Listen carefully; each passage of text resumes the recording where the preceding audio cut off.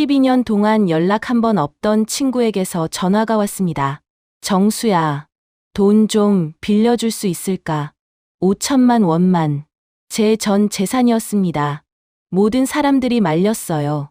미친 짓이라고, 그 돈 다시는 못 본다고. 그런데 저는 빌려줬습니다. 그리고 6년 후, 저는 그 결정이 제 인생에서 가장 잘한 일이었다는 걸 알게 됩니다. 아니, 정확히 말하면 제 아들의 목숨을 살린 일이었습니다. 안녕하세요, 여러분. 오늘도 찾아와 주셔서 감사합니다. 오늘 들려드릴 이야기는 12년 만에 친구가 돈을 빌려달라고 하면서 시작되는 이야기입니다. 숫자로는 설명할 수 없는 사람과 사람 사이의 이야기인데요. 끝까지 들어주시면 감사하겠습니다. 그리고 지금 어디에서 무엇을 하며 이 이야기를 듣고 계신지 댓글로 남겨주세요. 그곳으로 큰 행운이 깃들길 진심으로 바라겠습니다. 여러분의 댓글 하나하나가 저에게 큰 힘이 됩니다. 사연 시작 전 구독과 좋아요 꼭 눌러주세요. 사람은 누구나 인생에서 몇 번쯤 예상치 못한 전화를 받게 됩니다. 기쁜 소식일 수도 있고 청천벽력 같은 소식일 수도 있죠. 저는 그날 제 인생을 송두리째 뒤흔들 전화를 받았습니다. 12년이라는 세월을 뛰어넘어 온 단 한 통의 전화를요. 안녕하세요. 저는 박정수라고 합니다. 올해 52살이고요. 전라남도의 작은 소도시에 있는 신용협동조합에서 대출심사 업무를 맡고 있습니다. 24살에 입사해서 벌써 28년째 같은 자리를 지키고 있으니 누가 봐도 평범한 지방금융인의 삶이죠. 매일 아침 7시에 일어나 아내가 차려준 밥을 먹고 7시 반에 집을 나섭니다. 차로 15분 거리에 있는 신협에 도착하면 8시, 동료들과 커피 한 잔 마시며 하루를 시작하고 오전에는 대출 서류를 검토하고 오후에는 고객 상담을 합니다. 퇴근은 보통 6시쯤. 집에 돌아오면 저녁을 먹고 TV를 보다가 11시쯤 잠자리에 듭니다. 주말이면 아내와 함께 뒷산에 오릅니다. 대단한 산은 아니에요. 해발 300m도 안 되는 야트막한 산인데 정상에 오르면 우리 동네가 한눈에 내려다 보입니다. 거기 앉아서 아내가 싸운 김밥을 먹으며 도란도란 얘기하는 게 제 일주일 중 가장 행복한 시간이에요. 아들 준혁이는 서울에서 대학을 다니고 있습니다. 이제 4학년이니까 내년이면 졸업인데 요즘 취업이 어렵다고 하니 걱정이 되기도 하고요. 한 달에 한 번 용돈 보내줄 때마다 고맙다고 문자 오는 게 그렇게 기특할 수가 없어요. 아, 물론 그 문자도 점점 짧아지고 있긴 합니다. 예전엔 아버지 감사합니다. 건강 챙기세요였는데 요즘은 감사 두 글자예요. 젊은 애들이 다 그렇다고 아내가 웃으며 그러더군요. 이런 게 제 삶입니다. 특별할 것 없는 대한민국 어디에서나 볼 수 있는 평범한 50대 가장의 일상이죠. 저는 이런 삶이 싫지 않았어요. 오히려 감사했습니다. 건강한 아내, 잘 크고 있는 아들, 안정적인 직장. 더 바랄 게 뭐가 있겠어요. 그런데 사람 일이라는 게 이렇게 조용히 흘러갈 것 같다가도 어느 순간 예상치 못한 방향으로 흘러가 버리곤 합니다. 그날은 목요일이었습니다. 11월 초, 제법 쌀쌀해진 바람이 옷깃을 파고들던 저녁이었어요. 퇴근 후 집으로 가는 길에 핸드폰이 울렸습니다. 화면을 보니 모르는 번호였어요. 요즘 스팸 전화가 하도 많아서 저는 모르는 번호는 잘 받지 않습니다. 대출 권유, 보험 가입, 부동산 투자. 하루에도 서너 통씩 오거든요. 그래서 그냥 무시하고 끊었습니다. 그런데 다음 날도 같은 번호로 전화가 왔어요. 시간도 비슷했습니다. 저녁 6시 반쯤. 퇴근하고 집으로 가는 길이었죠. 역시 받지 않았습니다. 사흘째 되던 날도 전화가 왔습니다. 같은 번호, 같은 시간. 이쯤 되니 조금 신경이 쓰이더군요. 스팸이라면 보통 한두 번 하고 말지 이렇게 집요하게 걸어오지는 않거든요. 혹시 무슨 급한 일인가 싶기도 했습니다. 하지만 그래도 받지 않았어요. 진짜 급한 일이면 문자라도 남기겠지 라고 생각했거든요. 나흘째, 다섯째, 엿새째. 전화는 계속 왔습니다. 하루도 빠지지 않고 같은 시간에 울렸어요. 아내에게 이 얘기를 했더니 혹시 보이스피싱 아니냐며 조심하라고 하더군요. 저도 그런 생각이 들었습니다. 요즘 검찰 사칭, 은행 사칭 전화가 워낙 교묘하다고 하니까요. 일주일째 되던 날이었습니다.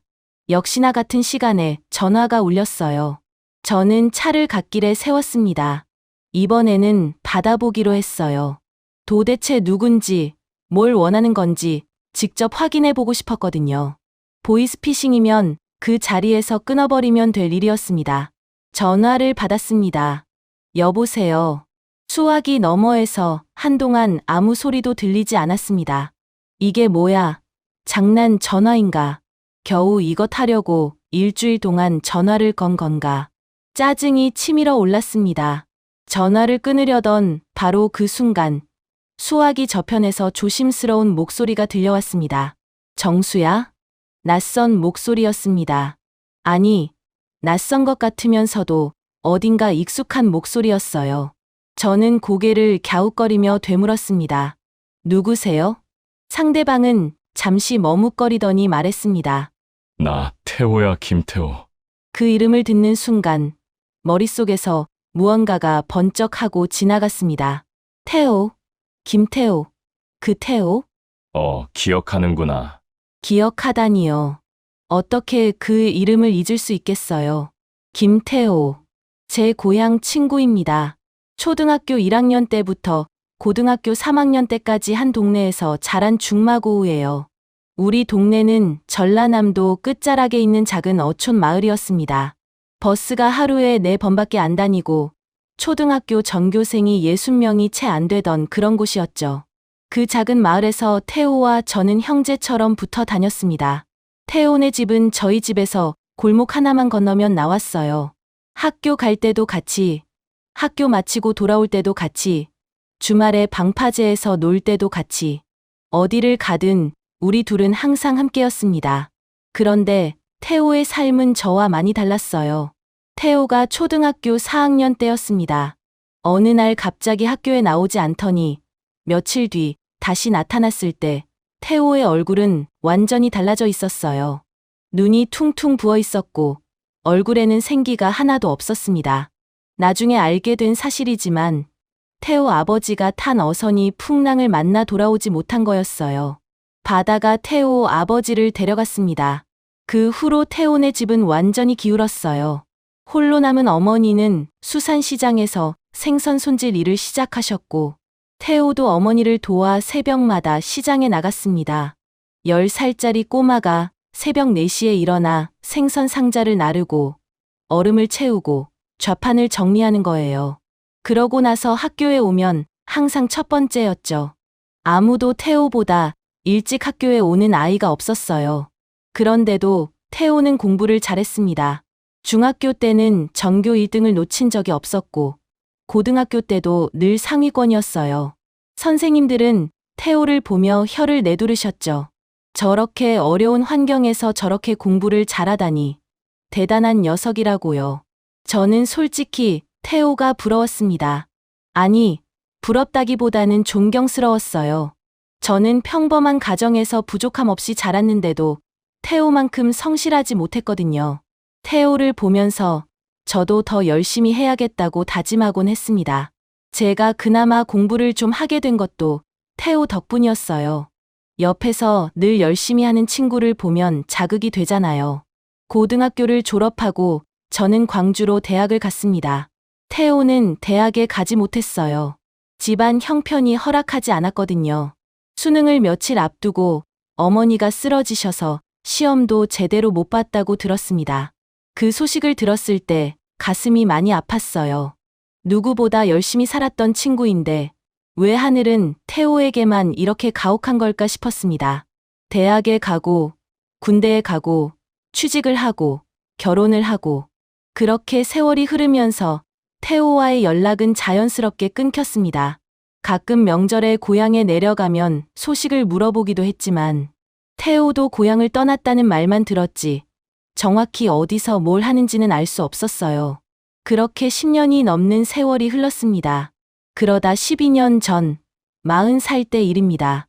고향에서 초등학교 동창회가 열렸어요. 30년 만에 처음 하는 동창회였습니다. 뿔뿔이 흩어졌던 친구들이 전국 각지에서 모여들었죠. 50명 남짓 되던 동기들 중에 30명 정도가 참석했던 것 같아요. 저도 당연히 참석했습니다. 오랜만에 고향 친구들 얼굴도 볼 겸 어머니 뵈러 갈 겸 해서 내려갔죠. 동창회 장소는 고향 읍내에 있는 횟집이었습니다. 좁은 방에 옹기종기 모여 앉아 회를 먹으며 옛날 이야기를 나눴어요. 초등학교 때 담임선생님 흉내, 운동회 때 넘어졌던 이야기, 누가 누구 좋아했다는 썰. 사람들이 술이 들어가니까 입이 풀리더군요.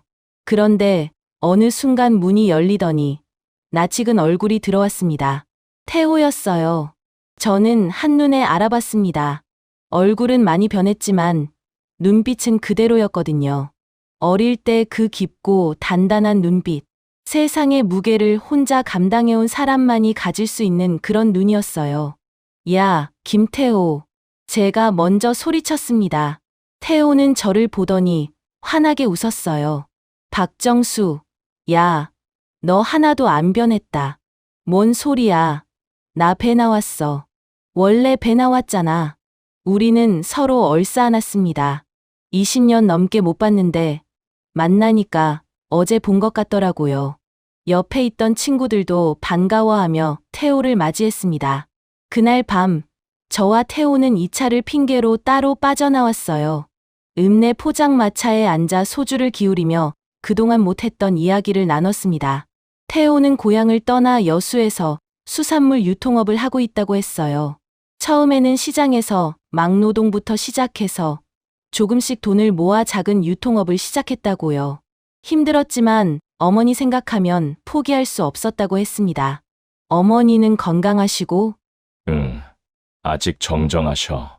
이제 일은 안 하시고 집에서 쉬시는데 가끔 시장에 나오셔서 잔소리하셔. 생선을 그렇게 손질하면 어떻게 하냐고. 하하, 여전하시네. 정수 너는 잘 살고 있어? 응, 나는 뭐 평범하게 신협에서 일하고 있어. 결혼도 했고 아들도 하나 있고 잘 됐다. 좋겠다.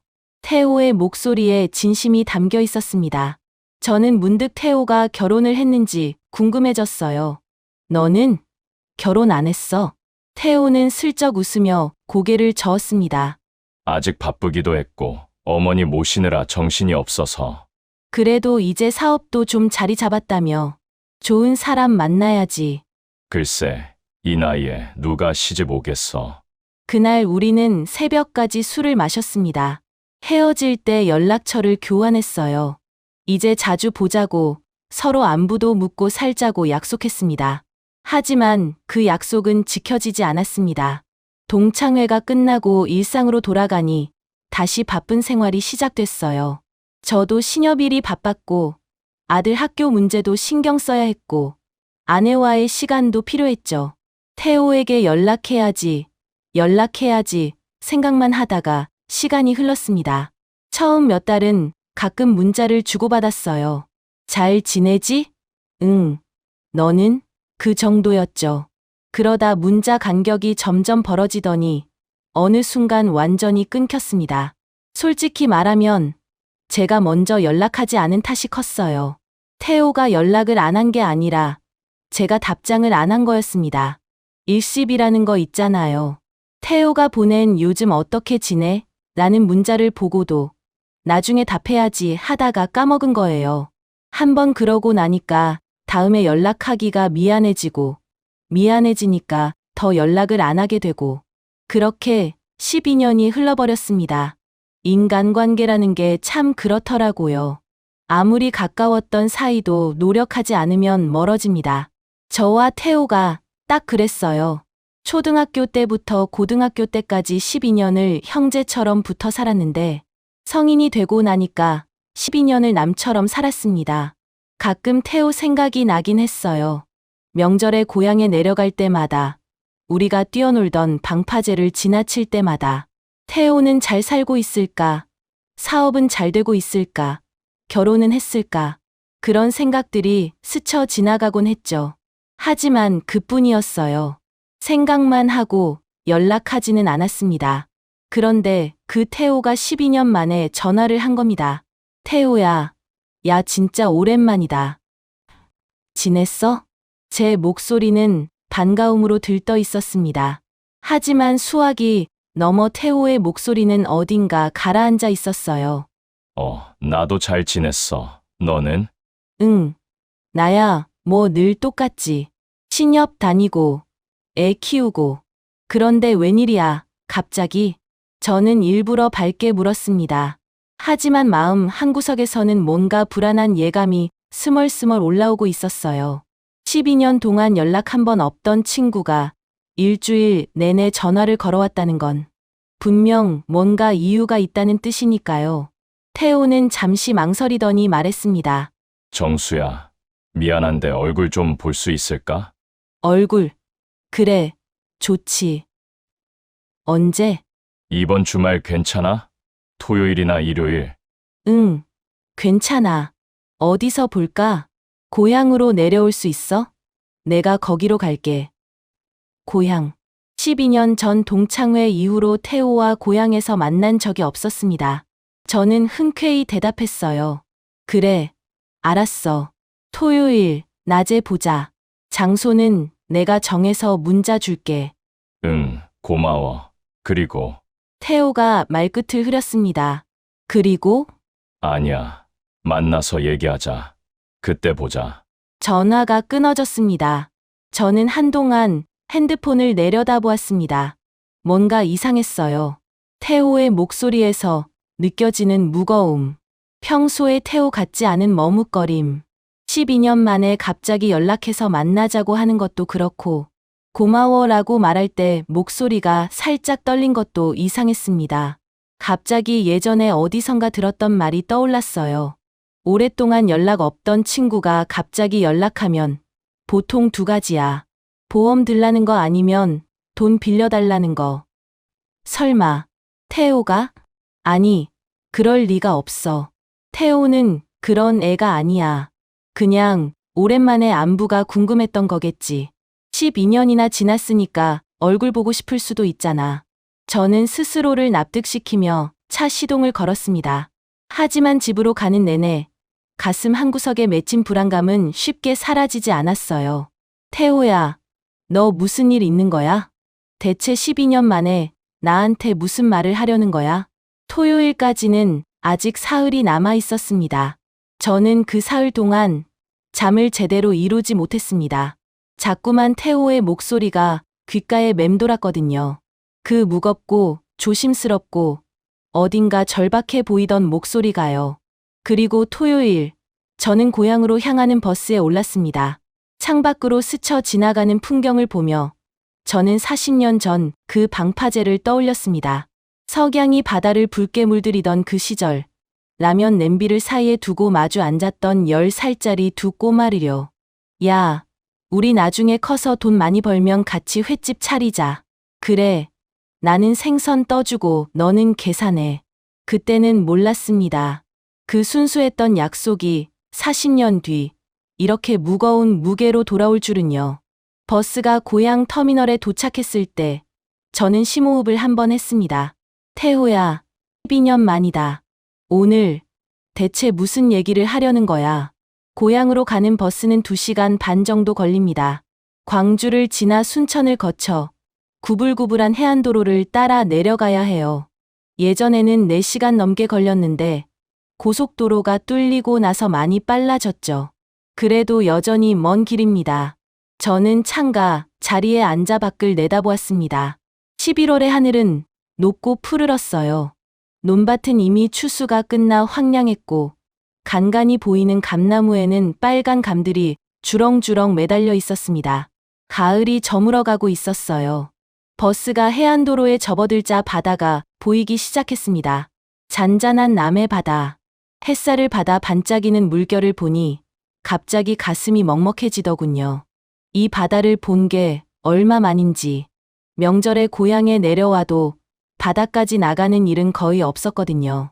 어머니 댁에서 밥 먹고 인사드리고 바로 올라가기 바빴으니까요.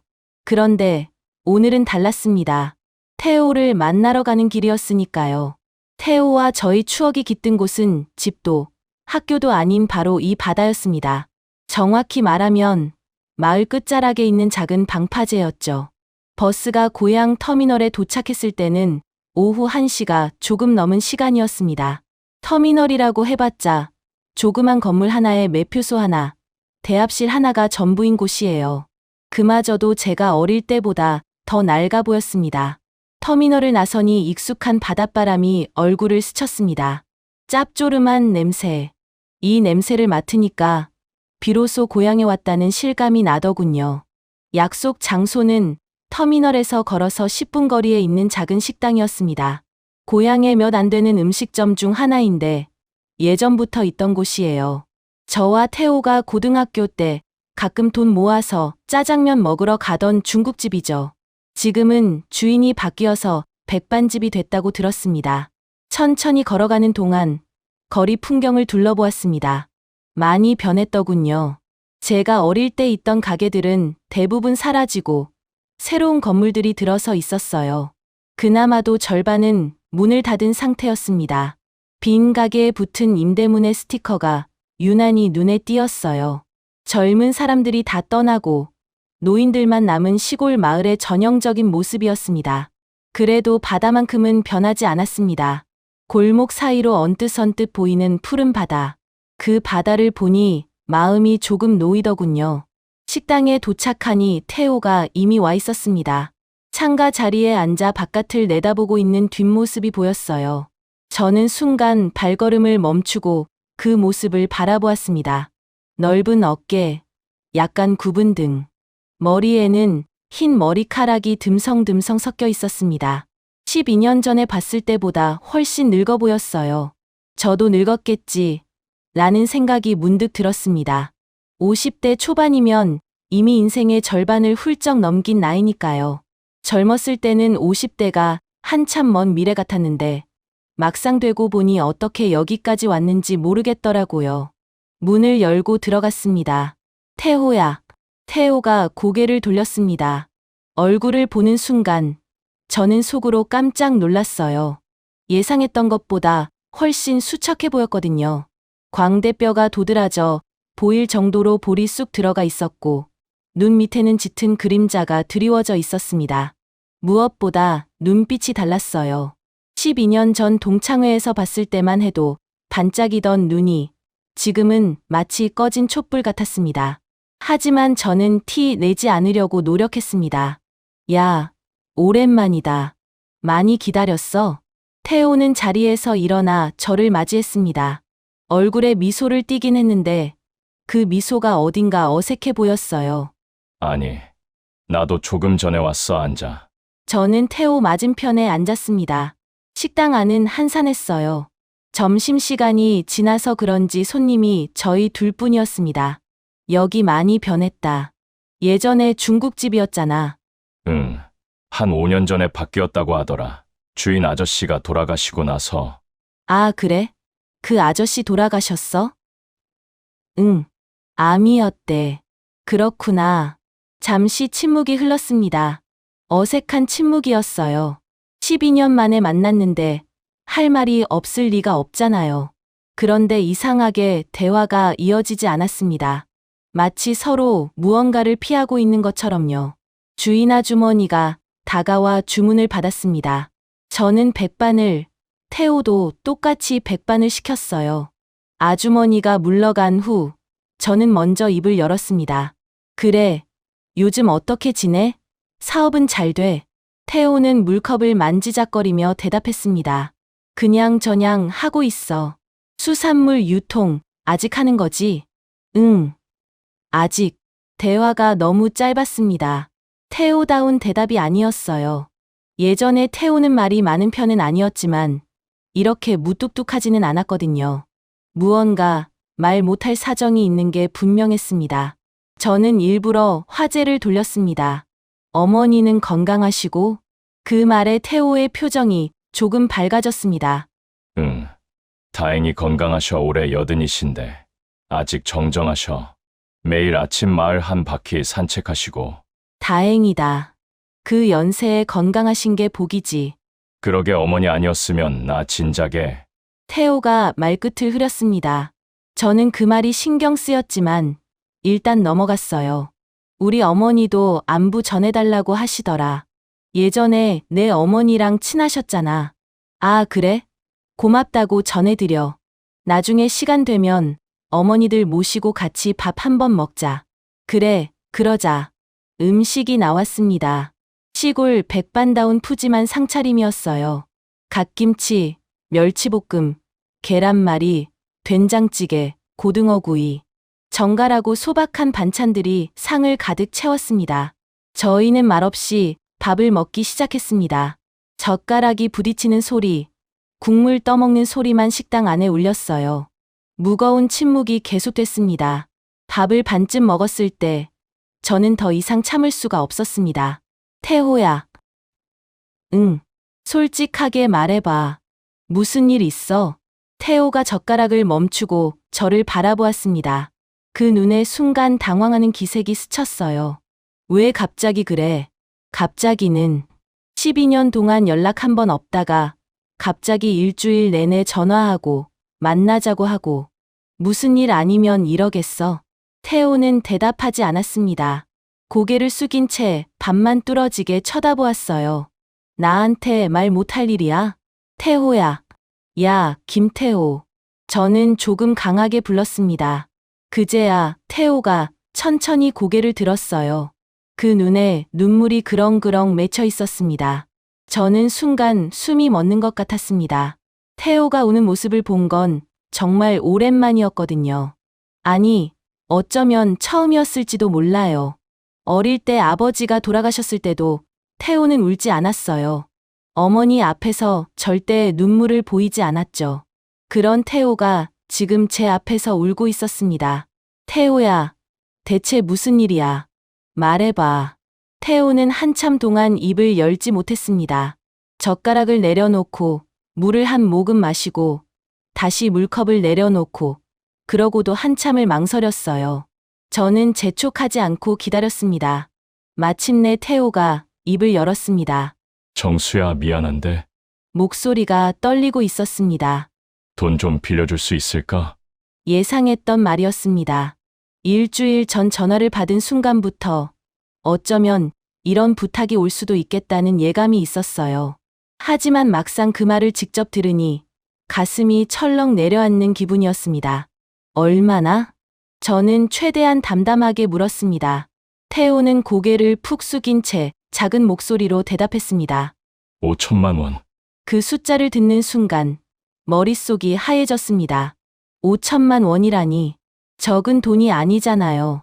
지금 시대에도 큰 돈인데 저 같은 지방 신협 직원에게는 정말 엄청난 금액이었습니다. 저는 잠시 아무 말도 하지 못했습니다. 태호도 고개를 숙인 채 입을 다물고 있었어요.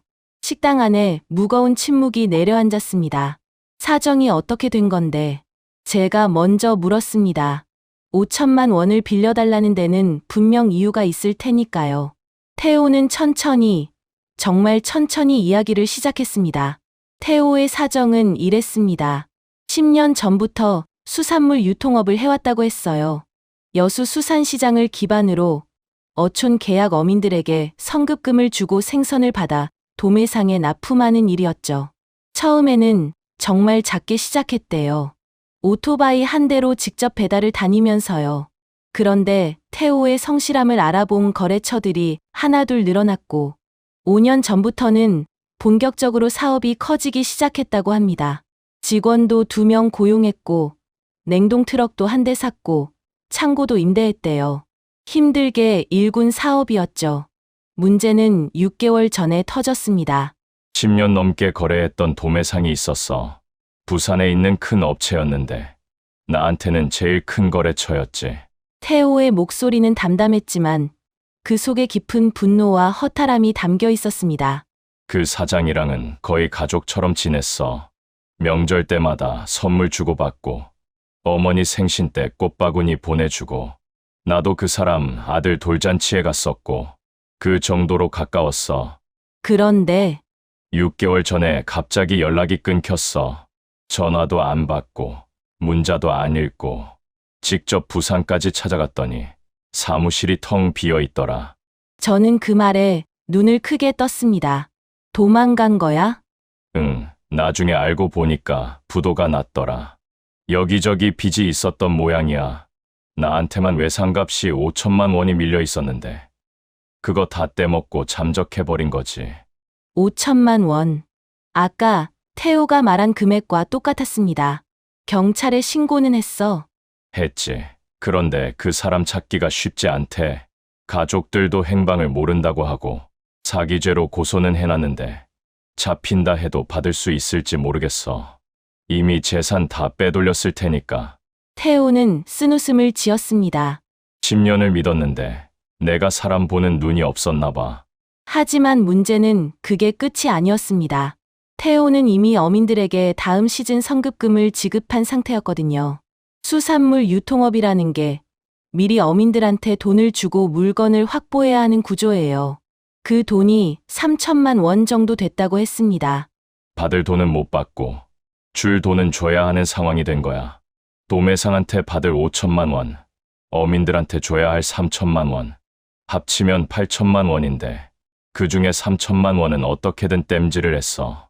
그동안 모아둔 돈 다 털고, 은행 대출 받고, 할 수 있는 건 다 했지. 그러면 남은 건 5천만 원. 태호는 고개를 떨궜습니다. 그 5천만 원이 없으면 난 끝이야. 거래처들한테 물건값 줄 돈이 없어. 줄 돈 안 주면 신용이 깨지고, 신용이 깨지면 앞으로 거래할 수가 없어. 10년 동안 쌓아온 게 한순간에 무너지는 거지. 저는 잠시 말을 잃었습니다. 태호의 상황이 생각보다 훨씬 심각했거든요. 은행에서 더 빌리면 안 돼. 한도가 다 찼어. 신용대출, 담보대출 다 받을 만큼 받았어. 더 이상은 안 나와. 다른 사람한테는 태호는 쓰게 웃었습니다. 누구한테? 친척들? 다 나보다 형편이 어려워. 친구들, 다들 사정이 비슷해. 이 사람, 저 사람 찾아다녀봤는데 5천만 원이나 빌려줄 수 있는 사람이 없더라. 1천만 원, 2천만 원 정도는 모을 수 있을지 몰라도 5천만 원은. 그래서 나한테 연락한 거야? 태호는 대답하지 않았습니다. 하지만 그 침묵이 대답이었죠. 저는 한동안 아무 말도 하지 못했습니다. 5천만 원. 솔직히 없는 돈은 아니었어요. 28년 동안 신협에 다니면서 조금씩 모아둔 돈이 있었거든요. 아들 대학 졸업 후 취업 준비 자금, 아내와 약속했던 제주도 한 달 살기 비용, 은퇴 후를 대비한 작은 귀농 자금. 그걸 다 합치면 5천만 원은 됐습니다. 하지만 그건 제 전 재산이나 다름없어요. 그 돈을 빌려주면 저는 무일푼이 되는 거였습니다. 더 큰 문제는 태호가 그 돈을 갚을 수 있을지 알 수 없다는 거였어요. 지금 사업이 망하기 직전인데 돈을 빌려준다고 해서 상황이 나아질 거라는 보장이 없잖아요. 자칫하면 5천만 원을 그대로 날릴 수도 있었습니다. 저는 28년 동안 대출 심사 업무를 해왔습니다. 수천 건의 대출 신청서를 검토했고 그중 절반 이상은 거절했어요. 신용도, 담보, 상환 능력, 객관적인 기준에 맞지 않으면 아무리 사정이 딱해도 돈을 빌려줄 수 없었습니다. 그게 제 직업이었으니까요. 그 기준으로 보면 태호의 상황은 부결이었습니다. 신용대출 한도는 이미 소진됐고 담보로 잡을 재산도 없고 상환 능력도 불투명했으니까요. 만약 태호가 우리 신협에 대출 신청을 했다면 저는 서류를 검토하고 도장을 찍었을 겁니다. 부결 도장을요. 그런데 이상했습니다. 태호의 얼굴을 보니까 그런 계산이 잘 안 되더라고요. 50년 전 이 마을에서 함께 태어나 같은 초등학교, 같은 중학교, 같은 고등학교를 다닌 친구. 새벽마다 어머니 도와 수산시장에서 일하면서도 학교에서는 누구보다 성실했던 친구. 아버지를 잃고도 단 한 번 눈물 보이지 않고 묵묵히 가장 노릇을 해왔던 친구. 저는 문득 40년 전 그 방파제가 떠올랐습니다. 그때가 초등학교 5학년 때였어요. 태호 아버지가 돌아가시고 1년쯤 지났을 때였죠. 어느 날 저녁, 저는 태호를 찾아 마을을 돌아다녔습니다. 학교 끝나고 매일 같이 놀던 태호가 그날따라 보이지 않았거든요. 집에 가봤더니 어머니가 시장에 나가셨다고 하고 태호는 집에 없다고 했어요. 한참을 찾아다니다가 문득 방파제가 떠올랐습니다. 우리 둘이 종종 가던 곳이었거든요. 방파제 끝에 태호가 혼자 앉아 있었습니다. 무릎을 끌어안고 바다를 멍하니 바라보고 있었어요. 저는 아무 말 없이 태호 옆에 앉았습니다. 한참 동안 둘 다 입을 열지 않았어요. 석양이 바다를 붉게 물들이고 있었습니다. 정수야. 먼저 입을 연 건 태호였어요. 왜? 아빠가 보고 싶어. 저는 그 말에 아무 대꾸도 하지 못했습니다. 뭐라고 해야 할지 몰랐거든요. 11살짜리 꼬마가 위로의 말을 해봤자 뭘 할 수 있겠어요. 저는 그냥 태호 옆에 앉아 있었습니다. 말없이 그냥 함께 있었어요. 석양이 지고 어둠이 내려앉고 별이 하나둘 뜨기 시작할 때까지요. 한참 후에 태호가 다시 말했습니다. 정수야, 고마워. 뭐가?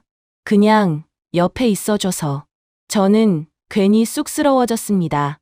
뭘 그런 걸 가지고. 친구잖아. 그래, 친구니까. 태호는 그때 처음으로 웃었습니다. 아버지가 돌아가시고 나서 처음 보는 웃음이었어요. 정수야, 우리 나중에 커서 돈 많이 벌자. 그래, 좋지. 그래서 맨날 고기 반찬 먹자. 나 요즘 맨날 김치랑 달걀만 먹거든. 알았어. 나중에 내가 고깃집 사장 되면 매일 고기 사줄게. 진짜? 진짜. 태호는 새끼손가락을 내밀었습니다. 약속. 저도 새끼손가락을 걸었습니다. 그로부터 1년쯤 후, 저희 가족은 저녁 식사 중이었습니다. 아버지가 갑자기 말씀하셨어요. 정수야, 요즘 태호 많이 만나니? 네, 매일 같이 놀아요.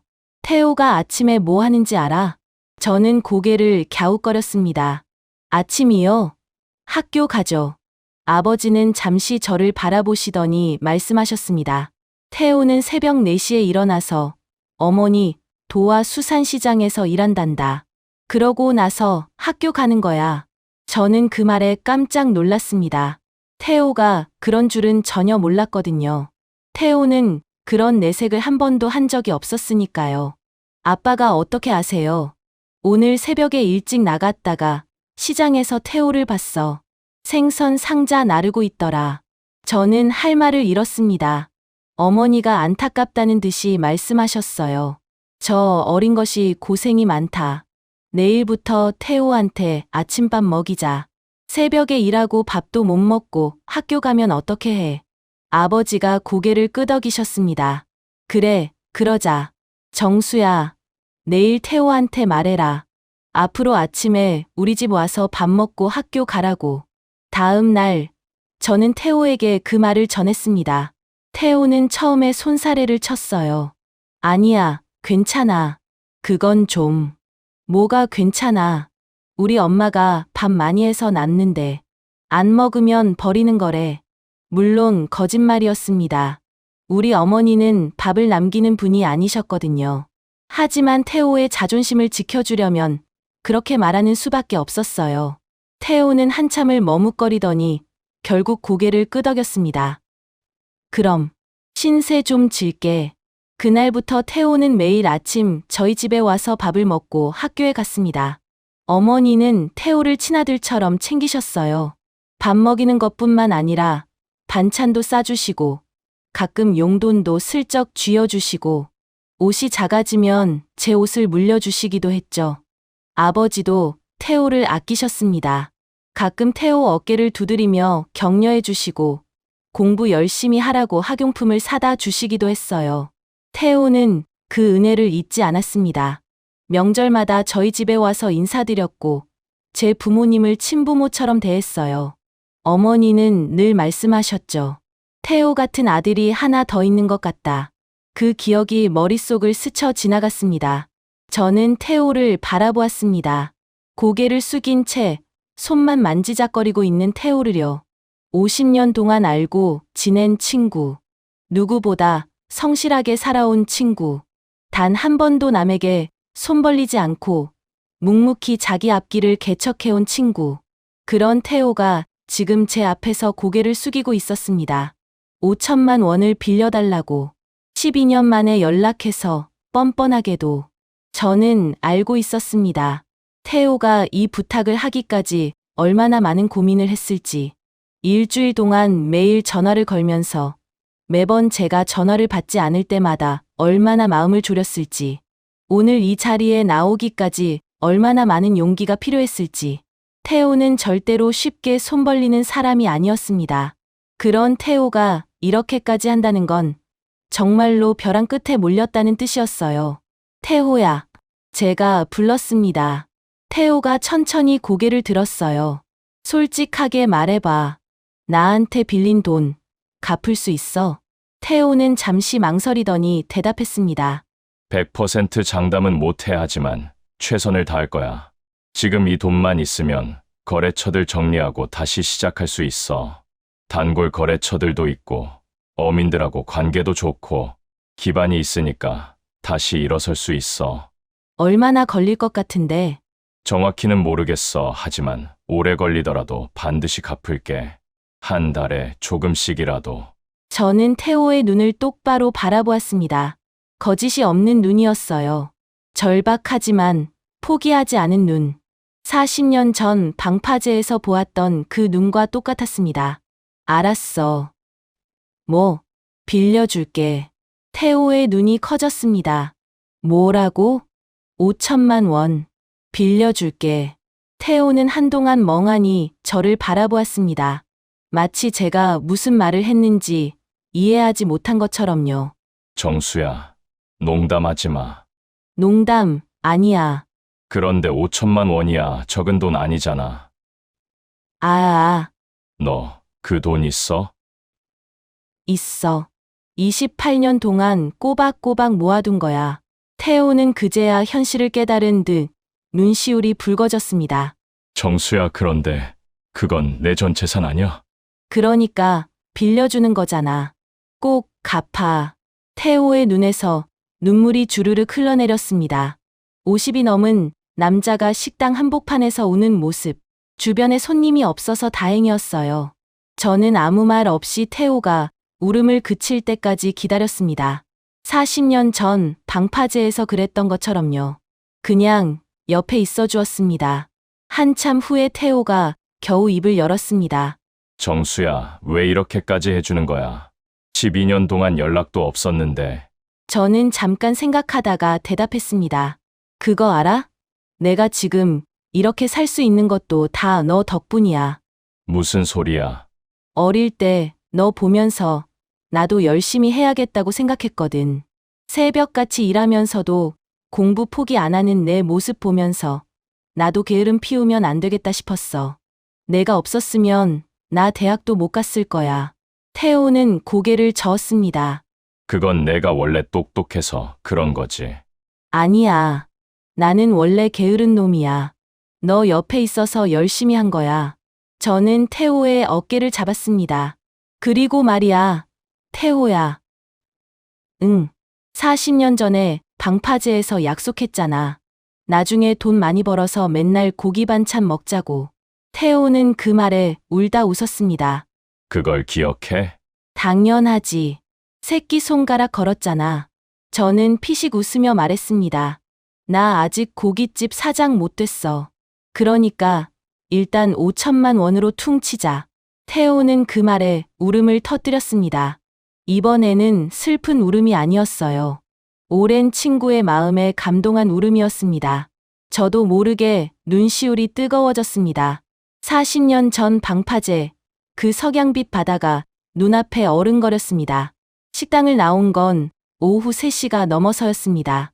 저와 태호는 밥을 다 먹고도 한참을 더 앉아 있었어요. 태호는 자신의 상황을 더 자세히 설명했고, 저는 묵묵히 들었습니다. 이야기를 다 듣고 나니 태호가 처한 상황이 생각보다 훨씬 복잡하다는 걸 알 수 있었어요. 단순히 돈을 떼먹힌 것만이 문제가 아니었습니다. 10년 동안 쌓아온 신용, 거래처와의 관계, 어민들과의 신뢰, 그 모든 것이 한순간에 무너질 위기에 처해 있었어요. 5천만 원은 그 모든 걸 살릴 수 있는 마지막 동아줄이었습니다. 정수야, 진짜 고맙다. 평생 이 은혜 잊지 않을게. 태호는 헤어지면서 몇 번이고 고개를 숙였습니다. 저는 괜히 쑥스러워서 손을 내저었어요. 됐어. 그만해. 민망하게. 내일 송금할 테니까 계좌번호 문자로 보내. 응, 알았어. 근데 정수야, 왜? 태호는 잠시 망설이더니 물었습니다. 아내분한테는 말 안 해도 괜찮아. 5천만 원이 적은 돈이 아닌데. 저는 그 말에 잠깐 멈칫했습니다. 솔직히 아내에게 어떻게 말해야 할지 아직 생각하지 못했거든요. 하지만 지금 태호 앞에서 그런 내색을 할 수는 없었어요. 걱정 마. 내가 알아서 할게. 미안해. 너까지 곤란하게 만들어서. 곤란한 거 아니야. 진짜 걱정 마. 저는 태호와 헤어지고 버스 정류장으로 향했습니다. 고향을 떠나는 버스는 1시간에 한 대밖에 없었어요. 다행히 4시 버스를 탈 수 있었습니다. 버스에 올라 창가 자리에 앉았습니다. 차창 밖으로 바다가 보였어요. 오후에 햇살을 받아 반짝이는 잔잔한 바다. 그 바다를 멍하니 바라보다가 문득 현실이 덮쳐왔습니다. 5천만 원. 내가 방금 5천만 원을 빌려주겠다고 했구나. 버스가 출발하고 나서야 제가 무슨 결정을 내린 건지 실감이 나기 시작했습니다. 5천만 원. 제 통장에 있는 거의 전부였습니다. 28년 동안 시업에 다니면서 월급에서 조금씩 떼어 모아둔 돈이었어요. 처음에는 아들 대학 등록금으로 쓰려고 모았는데 다행히 아들이 국립대에 붙어서 등록금 부담이 줄었죠. 그래서 그 돈을 노후 자금으로 묵혀두고 있었습니다. 아내와 약속도 있었어요. 제가 60세에 은퇴하면 제주도에서 한 달쯤 살아보자고요. 평생 일만 하다가 은퇴하면 뭐하나. 우리도 한번 여유롭게 살아보자면서요. 그 여행 자금도 그 돈에서 나올 예정이었습니다. 그리고 막연하게 생각해뒀던 귀농 계획. 은퇴 후에 시골의 작은 땅이라도 사서 텃밭 가꾸며 살고 싶다는 꿈이 있었어요. 대단한 건 아니고 그냥 소박한 노후의 꿈이었죠. 그 모든 계획이 5천만 원에 달려 있었습니다. 그런데 그 돈을 통째로 빌려주겠다고 한 거예요. 12년 동안 연락도 없던 친구에게요. 미친 거 아닐까. 그 생각이 머릿속을 스쳤습니다. 객관적으로 보면 미친 짓이었어요. 대출 심사를 28년 해온 제가 가장 잘 아는 사실이 있습니다. 돈을 빌려주면 돌려받기 어렵다는 거예요. 특히 친한 사람에게 빌려주면 더 그렇죠. 돈 때문에 관계가 틀어지는 경우를 수도 없이 봐왔습니다. 그런데 저는 왜 그 결정을 내린 걸까요? 창밖 풍경이 바다에서 산으로 바뀌고 있었습니다. 해안도로를 빠져나와 내륙으로 들어가는 중이었어요. 울퉁불퉁한 산길을 따라 버스가 흔들렸습니다. 저는 눈을 감고 태호의 얼굴을 떠올렸습니다. 오늘 본 태호의 얼굴. 쑥 들어간 볼, 짙은 눈 밑 그림자, 희끗희끗한 머리카락, 그리고 무엇보다 고개를 숙이고 돈을 빌려달라고 말할 때의 그 표정. 태호는 평생 남에게 손 벌리지 않고 살아온 사람입니다. 10살 때 아버지를 잃고 어린 나이에 가장 노릇을 해왔어요. 새벽같이 일어나 어머니 일을 돕고 학교 다니고 졸업하자마자 취직해서 돈을 벌었죠. 누구에게도 기대지 않고 자기 힘으로 살아온 친구였습니다. 그런 태호가 저에게 고개를 숙였습니다. 12년 만에 연락해서 첫마디가 돈을 빌려달라는 말이었어요. 그게 얼마나 힘든 일이었을지 저는 알 것 같았습니다. 태호는 일주일 동안 매일 저에게 전화를 걸었습니다. 제가 받지 않았는데도 포기하지 않고 계속 걸었어요. 그 일주일 동안 태호가 얼마나 마음을 졸였을지. 내가 전화를 안 받으면 어떡하지? 전화를 받아도 거절하면 어떡하지? 그런 생각을 하며 밤잠을 설쳤을 거예요. 그리고 오늘 저를 만나서 그 말을 꺼내기까지 얼마나 큰 용기가 필요했을지. 밥을 먹으면서도 말을 꺼내지 못하고 머뭇거리던 태호의 모습이 떠올랐습니다. 마침내 돈 좀 빌려줄 수 있을까라고 말할 때 목소리가 얼마나 떨리고 있었는지 저는 그 순간 알았습니다. 태호가 이 부탁을 하기까지 다른 모든 방법을 다 시도해봤을 거라는 거요. 은행, 친척, 다른 친구들, 어디에서도 해결책을 찾지 못하고 정말 마지막으로 저에게 연락한 거였어요. 벼랑 끝에 몰린 사람이 내미는 손. 저는 그 손을 뿌리칠 수 없었습니다. 하지만 현실적인 문제는 남아 있었습니다. 아내에게 뭐라고 말하지? 그게 가장 큰 고민이었어요. 5천만 원은 저 혼자 돈이 아니었습니다. 아내와 함께 모은 돈이었어요. 아내에게 말하지 않고 그 돈을 빌려줄 수는 없었습니다. 하지만 아내가 이해해 줄까요? 12년 동안 연락도 없던 친구에게 전 재산을 빌려준다고 하면 당연히 반대할 거예요. 아무리 오래된 친구라고 해도 그건 상식적으로 말이 안 되는 일이니까요. 저는 한숨을 내쉬었습니다. 어떻게 말해야 할지 도무지 감이 잡히지 않았어요. 버스가 순천을 지나고 있었습니다. 집까지는 아직 1시간 반 정도 남았어요. 그 시간 동안 저는 머릿속으로 수십 가지 시나리오를 그려봤습니다.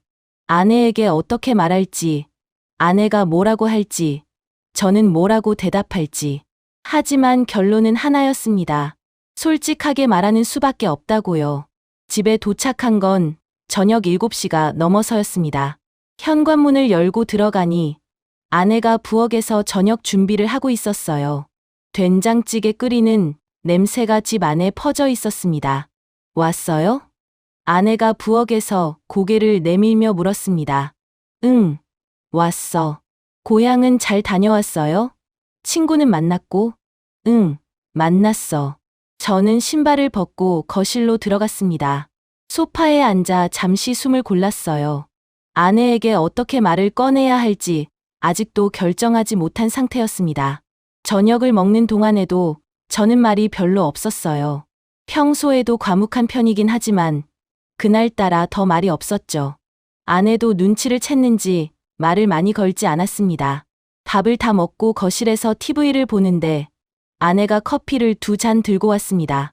제 옆에 앉더니 커피 한 잔을 건네며 물었어요. 무슨 일 있어요?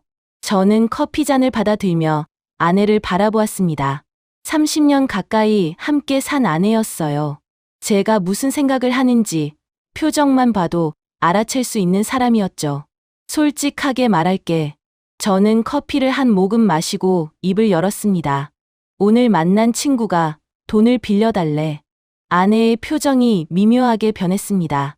놀라움과 경계심이 뒤섞인 표정이었어요. 얼마나?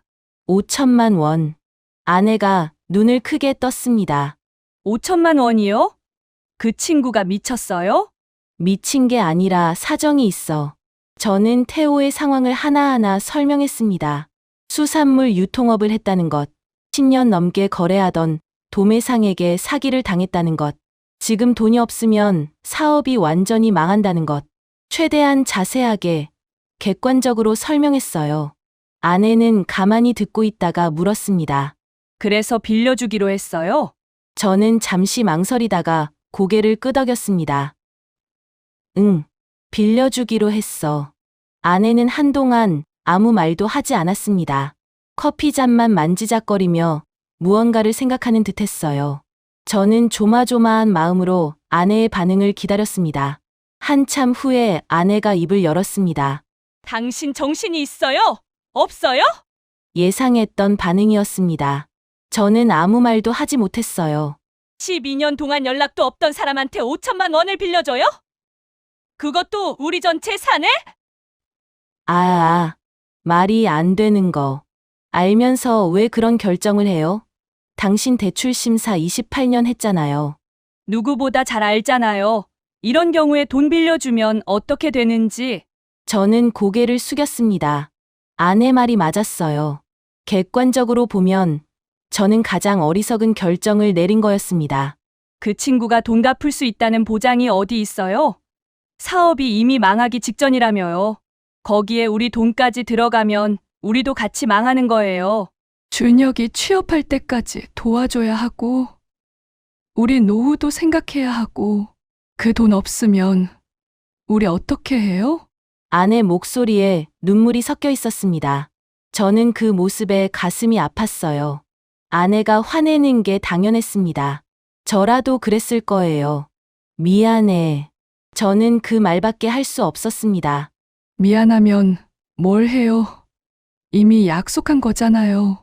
아내가 한숨을 내쉬었습니다. 화가 난 것 같으면서도 어딘가 체념한 듯한 표정이었어요. 한동안 침묵이 흘렀습니다. TV에서는 무슨 예능 프로그램이 나오고 있었는데 웃음소리가 거실에 울려 퍼지는 게 어색하게 느껴졌어요. 그 친구가 누구예요? 아내가 먼저 물었습니다. 김태호라고.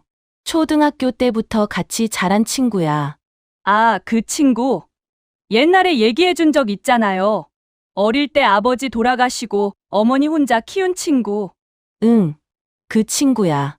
아내는 잠시 생각에 잠기는 듯 했습니다. 그 친구 어머니, 우리 시어머니랑 친했다면서요? 응, 같은 동네에서 살았으니까. 태호가 우리 집에서 아침밥 먹고 학교 다녔던 적도 있어. 아내가 고개를 끄덕였습니다. 제가 예전에 태호 이야기를 했던 걸 기억하고 있는 듯 했어요. 그 친구, 결혼은 했어요? 아니, 아직 혼자야. 어머니 모시느라 결혼할 여유가 없었대. 어머니 연세가 올해 80이래. 아내는 한숨을 내쉬었습니다. 이번에는 화난 한숨이 아니라 안타까운 한숨 같았어요. 쉰이 넘도록 혼자서 어머니 모시고 살았다는 거네요. 응, 그런 셈이지. 아내는 다시 침묵에 빠졌습니다. 무언가를 곰곰이 생각하는 표정이었어요. 당신, 아내가 불렀습니다. 그 친구, 정말 성실한 사람이에요. 응, 내가 아는 사람 중에 제일 성실해.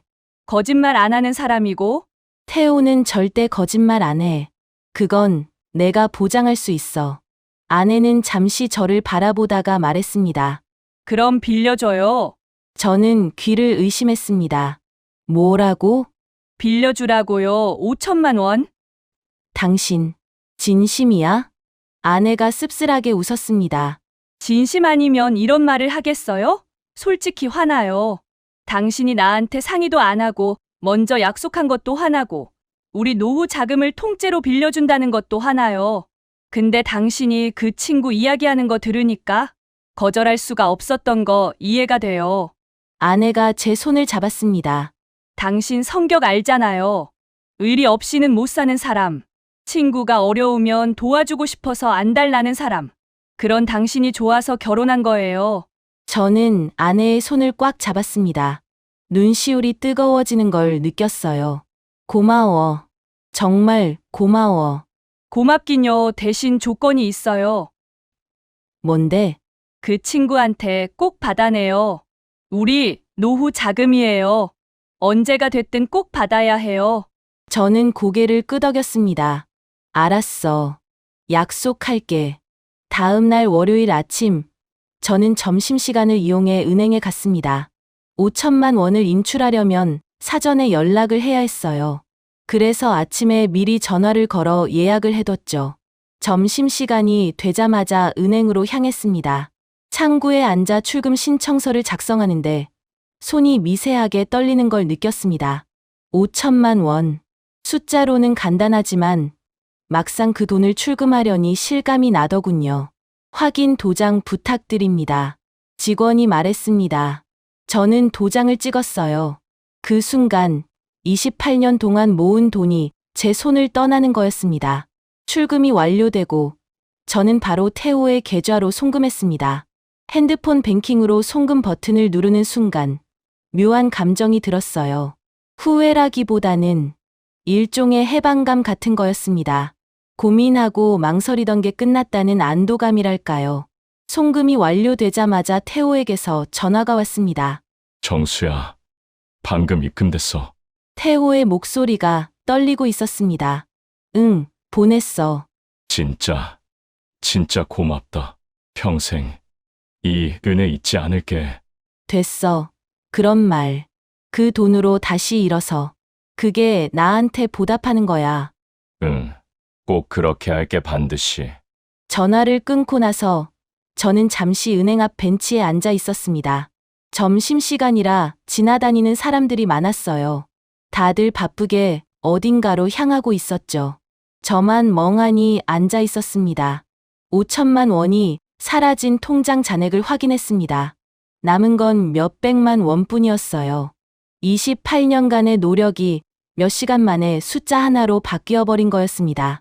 그런데 이상하게 후회는 되지 않았습니다. 오히려 마음이 편했어요. 내가 할 수 있는 일을 했다는 생각이 들었거든요. 그날 저녁 집에 돌아와서 아내에게 송금했다고 말했습니다. 아내는 아무 말 없이 고개를 끄덕였어요. 이미 각오한 표정이었습니다. 밥 먹어요. 된장찌개 끓여놨어요.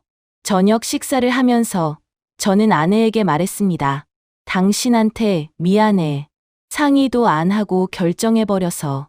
됐어요. 지난 일 가지고 뭘? 그래도 아내가 젓가락을 내려놓고 저를 바라보았습니다. 당신 그 친구한테 왜 그렇게까지 해주는 거예요? 솔직하게 말해봐요. 저는 잠시 생각했습니다. 왜 그랬을까? 솔직히 저도 명확하게 설명하기 어려웠어요. 그냥 그래야 할 것 같았다고밖에 말할 수 없었습니다. 태호가 나한테 특별한 친구야. 어떻게 특별한데요?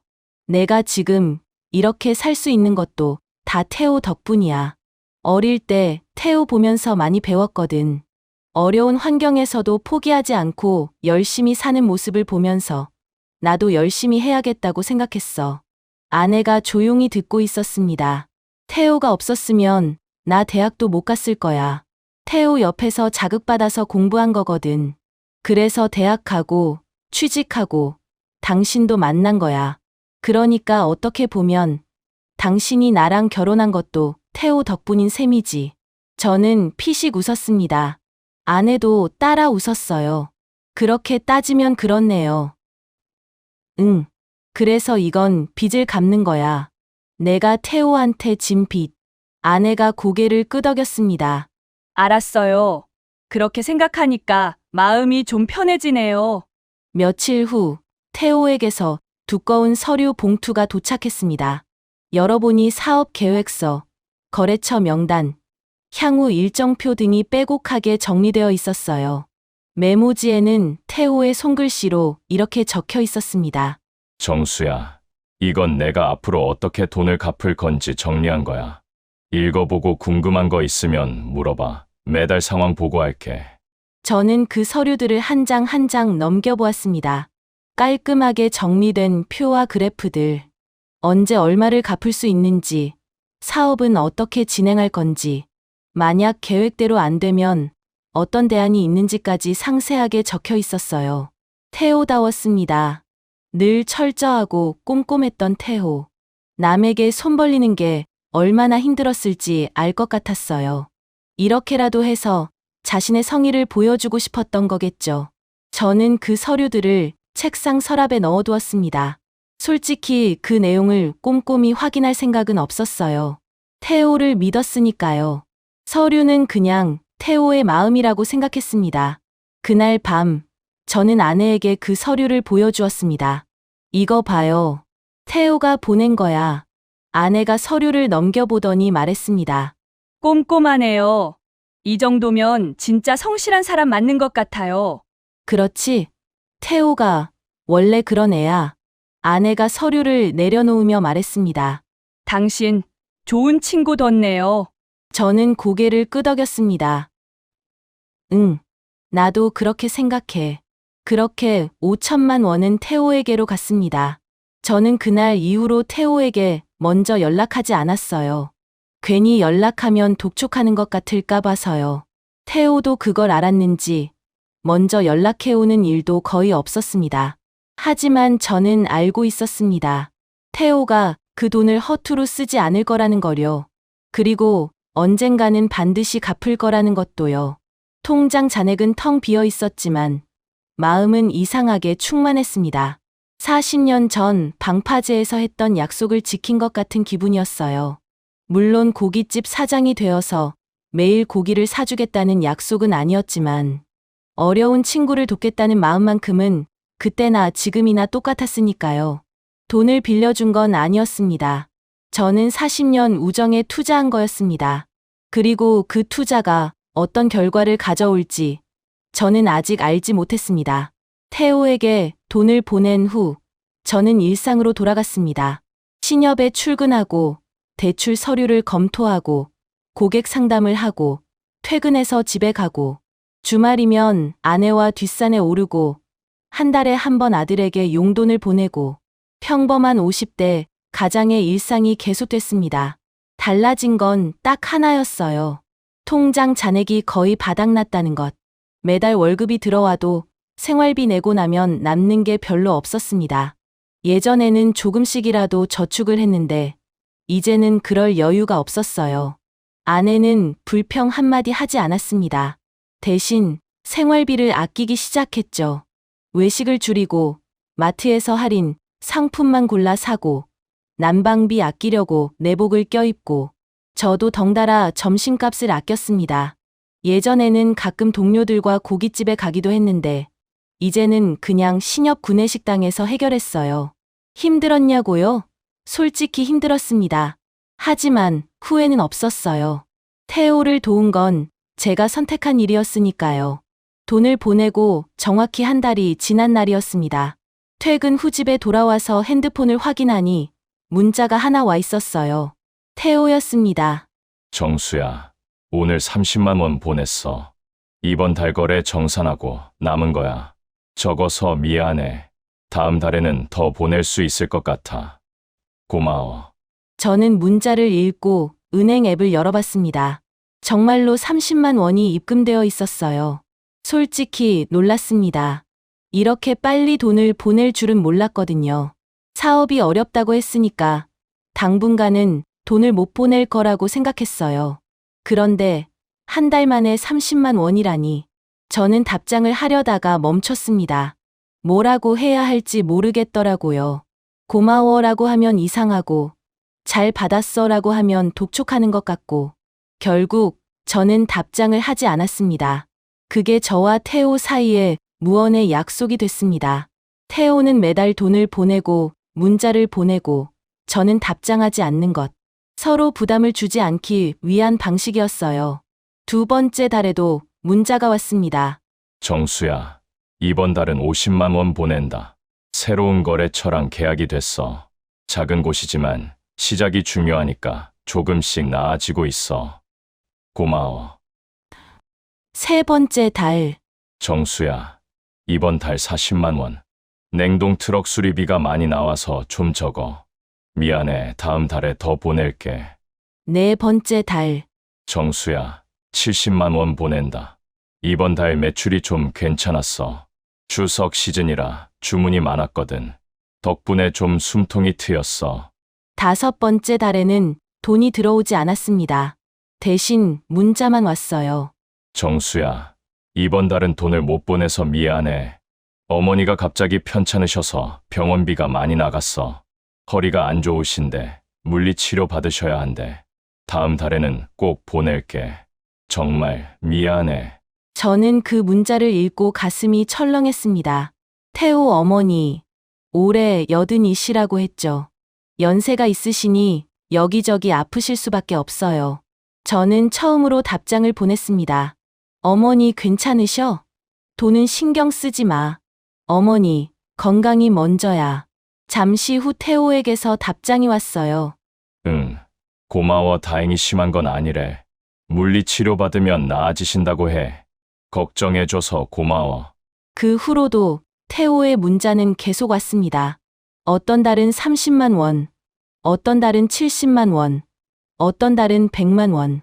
금액은 들쭉날쭉했지만 태호는 한 번도 문자를 빠뜨리지 않았어요. 돈을 못 보내는 달에도 꼭 문자로 상황을 설명했습니다. 문자 끝에는 항상 개인적인 이야기가 덧붙여져 있었어요. 태호의 근황, 어머니 이야기, 가끔은 날씨 이야기까지. 그 짧은 추신들이 저에게는 태호의 안부를 확인하는 유일한 창구였습니다. 추신 어머니, 물리치료 효과가 좋으셔. 요즘은 지팡이 없이도 걸으실 수 있어. 감사한 일이지. 추신 오늘 어머니 생신이었어. 횟집에서 밥 사드렸더니 우시더라. 평생 고생만 시켜서 죄송하다고 했더니 네가 내 자랑이라고 하시네. 괜히 눈물 났다. 추신 어머니가 요즘 부쩍 내 얘기를 하셔. 정수 엄마랑 옛날에 친했거든. 나중에 시간 되면 어머니들 모시고 같이 밥 한번 먹자. 추신, 나 아직 총각이야. 어머니가 장가 가라고 매일 잔소리 하시는데 사업 안정되면 생각해 보려고. 지금은 어머니 모시는 것만으로도 벅차. 저는 그 문자들을 하나도 지우지 않고 모아뒀습니다. 가끔 심심할 때 꺼내 읽어보곤 했어요. 태호가 어떻게 살고 있는지, 무슨 생각을 하는지 그 문자들을 통해 조금씩 알 수 있었습니다. 1년이 지났습니다. 태호가 보낸 돈은 총 650만 원 정도였어요. 5천만 원에 비하면 아직 한참 멀었지만 저는 전혀 조급하지 않았습니다. 태호가 열심히 살고 있다는 걸 알았으니까요. 2년이 지났습니다. 태호의 사업이 조금씩 안정되어 가는 게 문자를 통해 느껴졌어요. 보내는 금액도 점점 늘어났습니다. 정수야, 이번 달 150만 원 보낸다. 대형마트랑 납품 계약이 됐어. 작년에 거절당했던 곳인데 올해 다시 도전해서 됐어. 포기 안 하길 잘한 것 같아. 3년이 지나자 태호의 문자에서 여유가 느껴지기 시작했습니다. 추신 오늘 직원들이랑 회식했어. 애들이 고맙다고 하더라. 월급 밀린 적 없이 꼬박꼬박 줬다고. 사장으로서 당연히 할 일 한 건데 고맙다고 하니까 기분이 이상하네. 4년째 되던 해, 태호에게서 오랜만에 긴 문자가 왔습니다. 정수야, 이번 달 200만 원 보낸다. 이제 원금의 절반 정도 갚은 것 같아. 아직 반이나 남았지만 반을 갚았다고 생각하니까 희망이 생겨. 처음에는 정말 막막했거든. 5천만 원이 얼마나 큰 돈인지 갚을 수 있을지 모르겠더라고. 그런데 하다 보니까 여기까지 왔어. 네, 덕분이야. 정말 고마워. 저는 그 문자를 읽고 가슴이 뭉클했습니다. 태호가 힘들었구나. 그동안 얼마나 힘들었을지 문자에서는 티를 안 냈지만 분명 매일 밤잠을 설쳤을 거예요. 그런데 묵묵히 버텨왔구나. 5년이 지나자 태호의 문자가 짧아졌습니다. 예전에는 길게 근황을 적어보냈는데 요즘은 금액과 간단한 인사만 보내왔어요. 정수야, 이번 달 180만 원. 요즘 바빠서 문자가 늦었어. 잘 지내지? 정수야, 200만 원 보낸다. 다음 달에도 연락할게. 저는 처음에는 별 생각 없이 넘겼습니다. 바쁘니까 그럴 수 있지, 라고요. 하지만 문자가 점점 짧아지는 게 신경 쓰였어요.